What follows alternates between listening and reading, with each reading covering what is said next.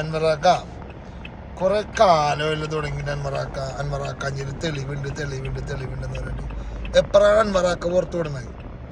മന്ത്രി മുഹമ്മദ് റിയാസിനൊരു തെളിവുണ്ട്, എല്ലാവർക്കെതിരും തെളിവുണ്ട്. അൻവറാക്ക എപ്പോൾ പുറത്തു വിടും അത് ആദ്യം പറ. നിലമ്പൂരിലെ സാധാരണ ജനങ്ങളോട് ഇത്തിരിയെങ്കിലും നന്ദി ഉണ്ടെങ്കിൽ, ഇത്രയും കാലം വോട്ട് ചെയ്ത ജനങ്ങളോട് ഇത്തിരിയെങ്കിലും സ്മരണ, അവർ ചെയ്ത വോട്ടിന് നന്ദി എന്നുള്ള സാധനം അൻവറാക്കാക്ക് ഉണ്ടെന്നുണ്ടെങ്കിൽ അൻവറാക്ക ആ രേഖ ഒന്ന് പുറത്തു വിട്.